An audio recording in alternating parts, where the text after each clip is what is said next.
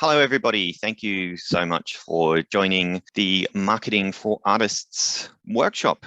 I'm Pete Malicki. I won't go into my whole bio, but I've got a long background of running major events and setting up and running arts organizations. And I also have a corporate background in project management, but marketing and outreach is always part of it. But let's not worry too much about me. Let's just dive right into the content. So first of all, I just wanted to say a few words about the scope of marketing. We often don't realize just how much is involved in marketing, how many different kinds of things, how many different kinds of activities that you could do. Here is just a simple list of, I don't know, maybe a third of the topic areas that you see within marketing. So it is a fairly large and complex area. And there's a reason why any large organization might have hundreds of people working in marketing full time, because it's a big job. So we're not going to talk about all of these things today. We simply do not have time, of course. That would be a degree. But I've picked out these 4 topics today, which I thought were pretty fundamental to marketing and particularly helpful to artists. The first topic is objective focus marketing. The second is talking about websites, specifically for artists, why you may want to get a website or what the cons of having a website might be. Reach, engagement, and the rule of 7, some pretty fundamental marketing principles, and then marketing cycles. Marketing principles are the same no matter what your line of business is. You will do marketing very differently in different sectors and for different products and for different audiences, for different customers, but there are principles which you can apply no matter what you're doing. Of course, you make adjustments, etc. For your particular industry. There'll be things that are good practice in your industry or for your product type or for your customers. If you're doing marketing well, you're going back to the foundations and you're starting with some principles. And I just want to add this note here, because I've seen a lot of coaches in the creative industries talk about marketing related activities, and most of them are completely clueless as to how this stuff really works in the real world. Like they tend to have not had deep corporate experience. And so they tend to say, well, this is something that worked for this person, therefore you should do it. So I just want to start with a little caution, which is that instead of listening to an expert and doing what they say is a good practice, get them to explain what the benefits of that practice are, why you should do it, and understand the different options that are available to you. Evaluate them, figure out what's going to work best for you, for your specific case, because everybody's different. Even if you're 2 actors, you might have a different objective or strategy or different strengths, and you'll do things a little bit different to each other. And then pick whatever's right for you. That's a really, really important point. Okay, let's talk about objective focused marketing. What is that? Well, it is a way of thinking about why you're doing marketing in the first place and what's the point of it. We often think of things like doing advertising and trying to make sales. That tends to be the way that we mostly think. It's like put out an ad, try to sell something. And that's a little bit simplistic, because you're not always trying to sell something. There's lots of reasons that you can do marketing. So the first thing to do is to understand, what is your objective? Why are you doing this marketing in the first place? What are you trying to achieve? And that's your end goal. So if I'm going to do a marketing campaign, what do I want to get out of this? There are lots of different things that you might want to do. You could just be wanting to raise brand awareness. You might not have anything specific going on at the time, but it's important to always keep your name out there. You don't have to constrain your advertising, promotional, marketing activities to just when you say you're doing a show, you've got a gig, whatever it is. Raising brand awareness is something that you can do at any time. It could be because you want to establish credibility for yourself, to establish yourself as an authority at something.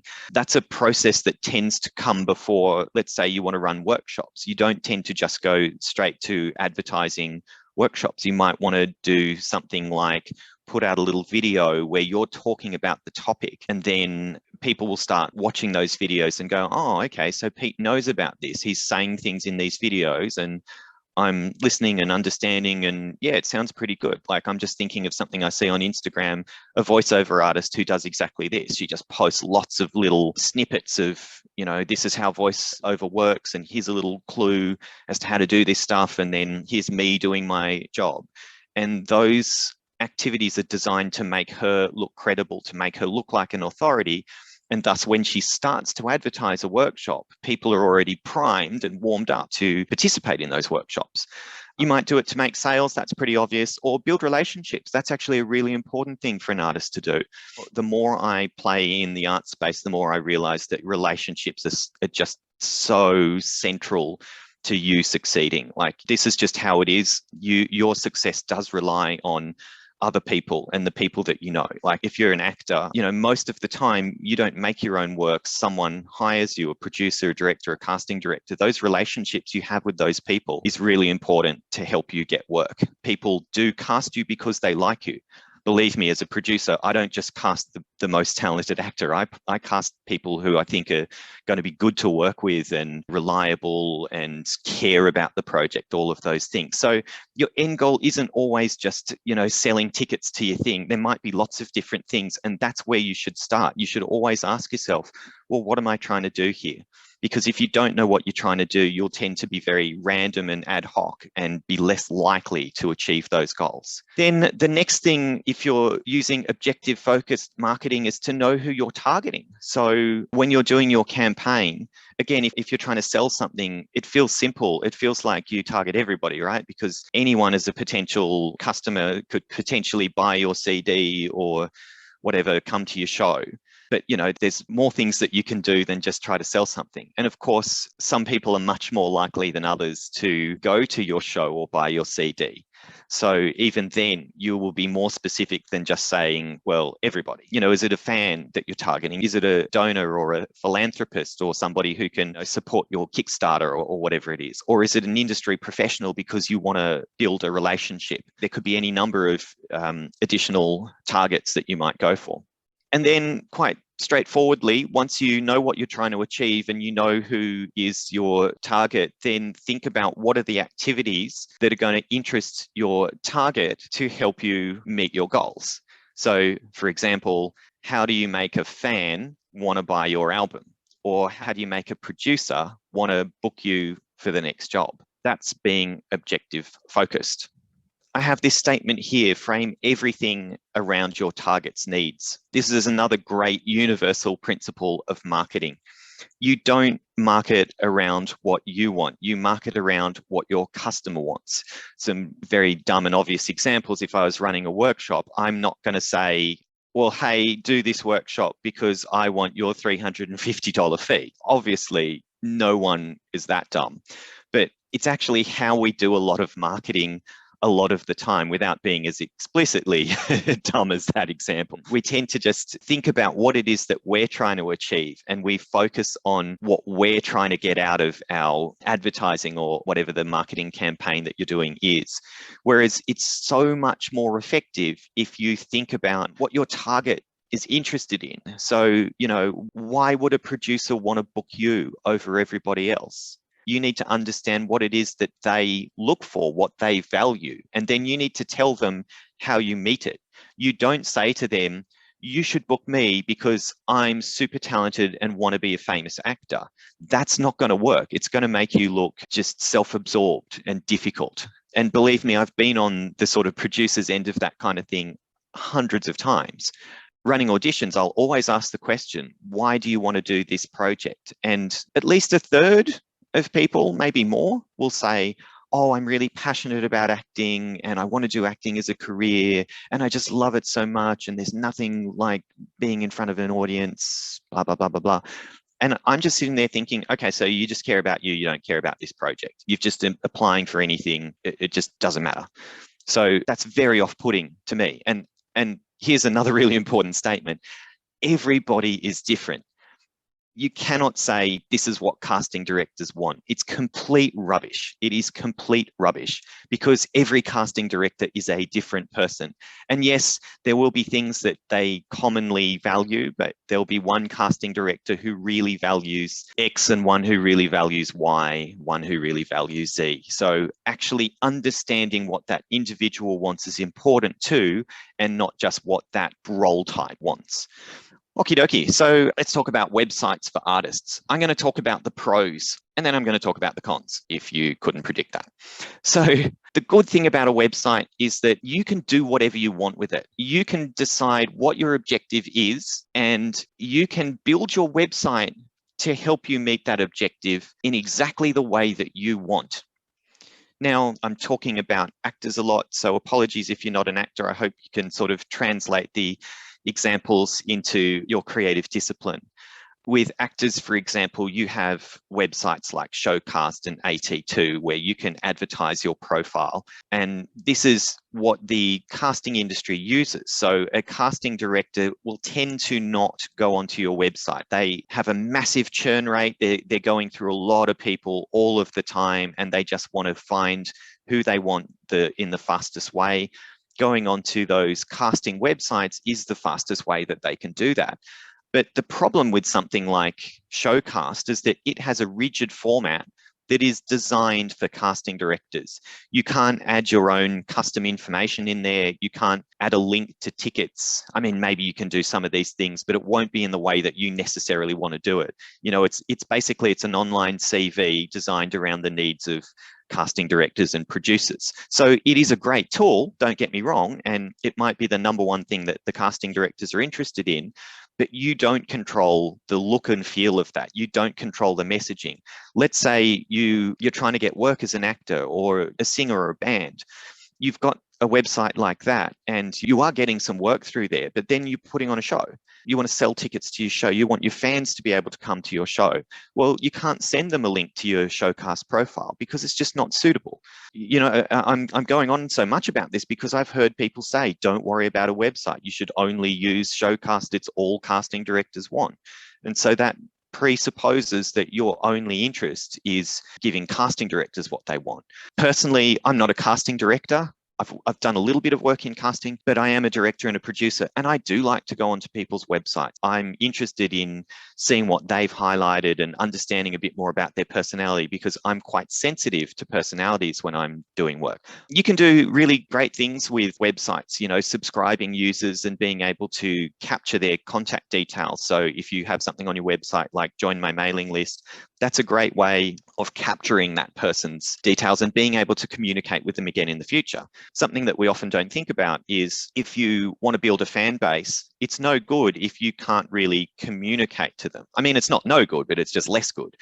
If you have a mailing list with 10,000 people on it, when you do a show, you send out an email and you know that these are people who are already interested in what you're doing and they're going to be the most likely of anybody to want to come along to your show. Now, if you don't have a mailing list, that's very hard to do. You can do it with social media, but the problem with social media is that, you know, your posts only reach like 5% of your Facebook friends or the people who like your page or follow you. It's just harder to reach people that way. I'm not saying don't do it. It is definitely a good thing if you're good at it. You can also do things like automation if you want to get really advanced. Lisa and I, who run a bunch of creative industry businesses, use a lot of automation, and it's amazing what we can do. As two people, we can run, you know, 6 major projects because we're really good at systems and administration. And a website can be an advantage too, because you can interest any of your customer types. So if you're trying to interest fans and casting directors, then you can do all of that in one place with your website. I'd certainly suggest understanding your objective first, like what do I want people to do when they come to this website and who am I most interested in?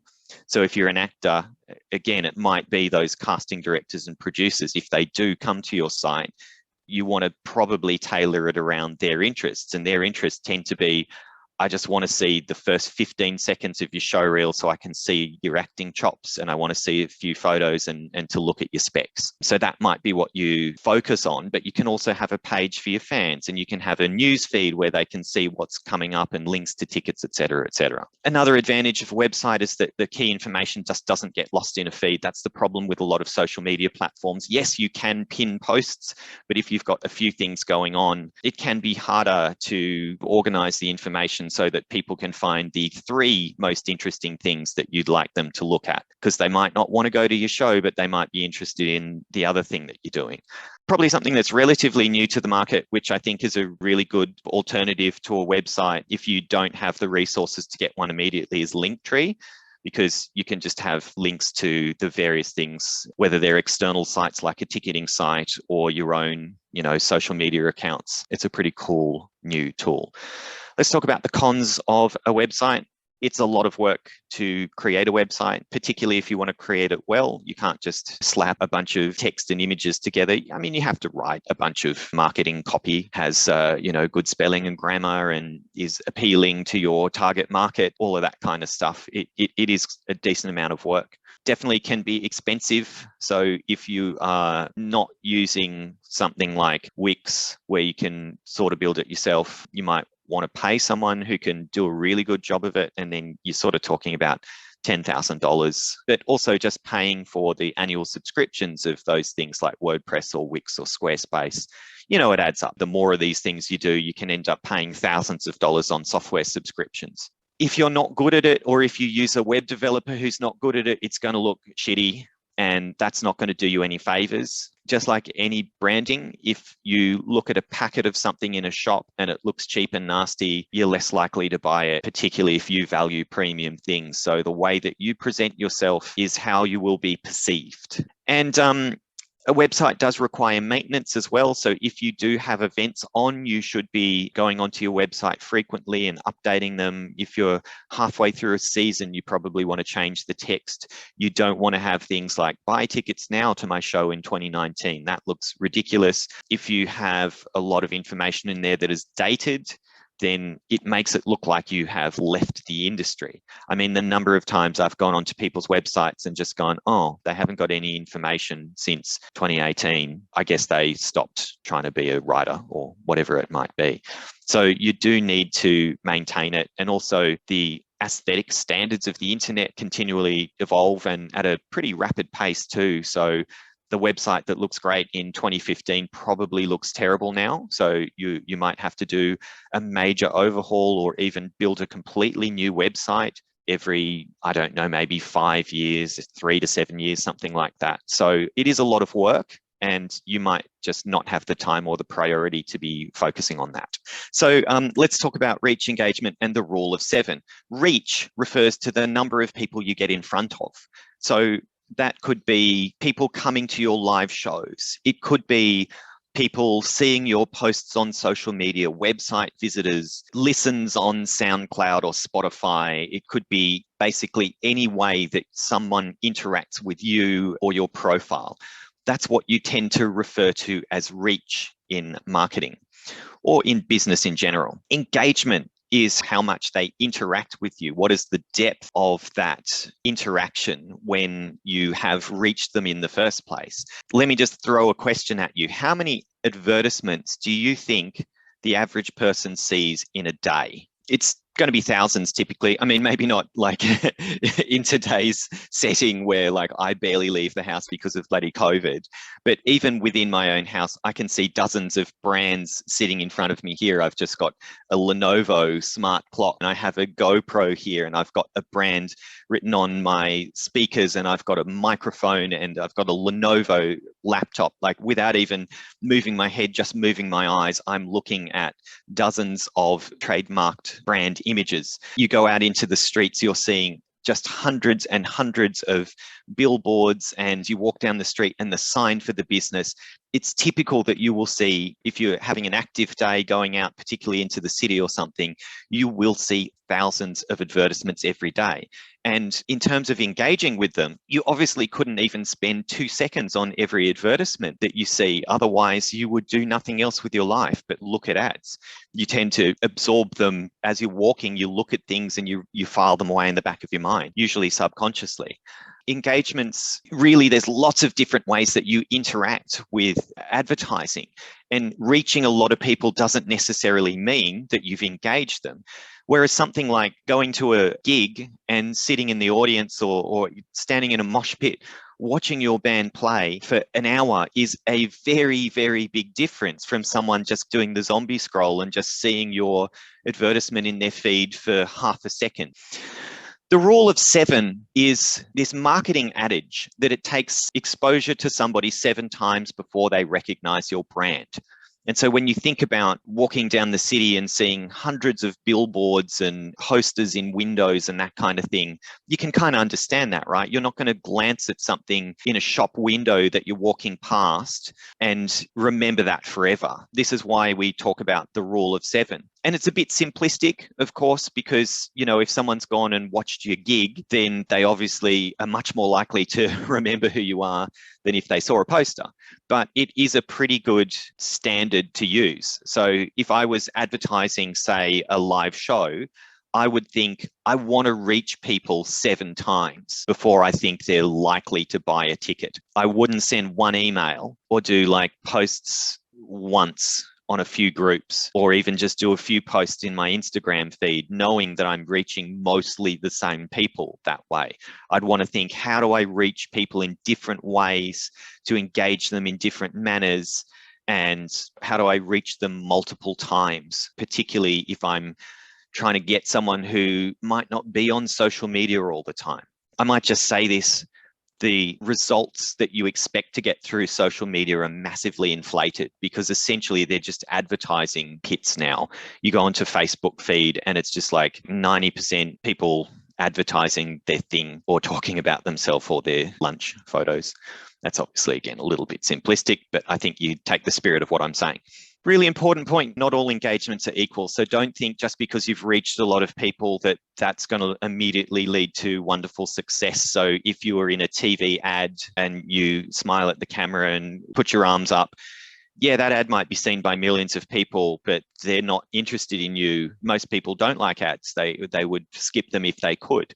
And they might glance at you, but they wouldn't think about you. They're just thinking about the product, if they really, you know, care enough to think anything at all. So yes, it's fantastic reach, and it's a good thing, don't get me wrong, but again, it is massively different to people watching your 45-minute YouTube video and then writing an essay in the comment section. That is a much stronger engagement. What's the benefit of a high reach? Well, there's a tool called the Creative Career Health Check, which is essentially you answer a bunch of questions about your career outcomes and your practices. So things like, what's your income? Have you won awards? How many people are in your networks, etc. And then like, what do you do for planning and goal setting? And what are your marketing practices? And basically what the data from this check shows is that there's a strong correlation between people who have had a pretty big career reach and how often they get cold contacted. All right, let's talk about marketing cycles, our last topic, and then we'll jump into that Q&A. If we're talking about a sales cycle, this might not be the way we think as artists, but it's actually not a bad way to think, particularly when we have bigger goals than just selling tickets to our show. So a sales cycle refers to how long does it typically take before you make a sale, and what are the various activities that you need to do to make that sale? And of course, it's not just sales. It could be any outcome that you're trying to achieve. If we go back to the objective focused marketing, then this is just referring to meeting your objective. I'm saying sales cycle because that's often what it's called, but this applies to any objective that you might be trying to achieve. So how long does it usually take, and what are the steps involved? Let's just think of an example. If you're trying to sell seats in your workshop, if all you do is put out an ad and say, hey, join my workshop, that doesn't work very well. And trust me, I've done all of these things. I've cancelled workshops because I haven't had people turn up, and sometimes that's due to really bad marketing. But the example I was giving before, well, let's establish some credibility and some authority. So I'm going to do a little campaign of releasing a short video 3 days a week, just taking one little topic and talking about that. And then I'm starting to build up a bit of a following, and people are seeing these videos in their feed a few times a week, not too many times that they get annoyed, but just enough to keep them interested. And then I start to advertise my workshop. So that's what I'm talking about when I'm talking about a sales cycle. Again, if you think that all you need to do is advertise and reach people once, it's just not going to work. Yeah, if you're reaching your friends and family who were going to buy a ticket anyway, maybe it'll work for them, but it is just not effective. It's really interesting to think that it can take months or even years to get an outcome. So if you think about, as a great example, cars, right? You might want to buy a car, but you might have to save for months or years to actually afford the car. And if you're thinking about, well, we've got a family and we want to buy an SUV so we can fit the kids, etc., that's probably something that's on your wish list for quite a long time. Yeah, here's another quick example. Like I do 3-month coaching packages, just career development coaching. And I run a 6-month leadership course with Lisa. And like one advert is never going to be enough. Like it's going to take a lot for people to go, okay, well, this is a big commitment. It's months of my time, it's many hours, and it's thousands of dollars. That cycle can take months or even years. Now, of course, as an artist, you're probably not running a 6-month business incubator like I am, but you can still think about what are the bigger activities that I do? Or if you're talking about your objective being to get a casting director to really like you and want to cast you, well, you want to build that relationship. And you don't build that relationship by cold calling him and saying, hey, I reckon we'd be good friends, you should cast me. You might want to start thinking about attending his workshops or her workshops and trying to build rapport over time. Because if you try to go too hard, you're just going to look creepy or desperate, or it's probably not going to work. So you think, okay, I want to have a relationship with this person. I reckon it might take me 6 months to build that relationship. That is realistic.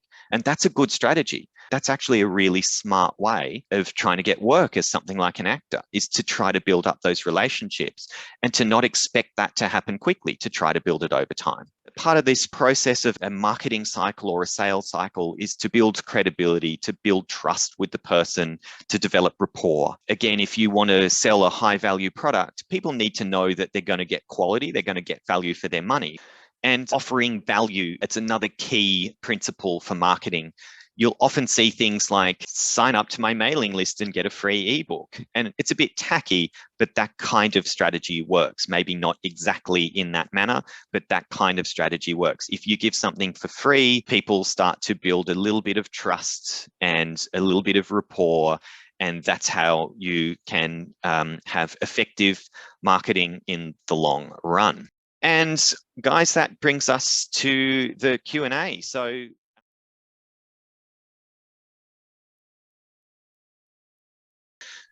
if you are interested in learning more about marketing or about business in general, we run something called the Creative Industries Future Leaders Incubator. What this is a 6-month leadership course which focuses on learning a whole lot of different business skills. We've got about 70 topics. We've done a lightning quick cover of 4 marketing topics today, but we go into more depth in each of those and many others. And the purpose of CIFLI is really to come up with ideas for financially sustainable businesses that are focused around the creative industries. It's not a small thing. It's a pretty big deal being a 6-month course. But we've got an info session on the Sunday, the 13th of March. So if you enjoyed the session today and found it useful, then CIFLI would be just like this times 44 or more than that times 60, because there's a lot of content. It's 3-hour sessions once a week on the weekend. Or you can check out some information on CIFLI.org on our website. So yeah, if you're interested, go and have a look at that. Otherwise, if you want to stay connected with me, you can join our company Undo Reader Entertainment's mailing list. Undo Reader Entertainment is our company which has about like 7 or 8 businesses sitting under it: the Monologue Project, World Monologue Games, Arts Business Academy, Missing Cog Games, a bunch of things. We do an insane amount of stuff with our lives. So you can find out more about that and connect there if you'd like. Otherwise,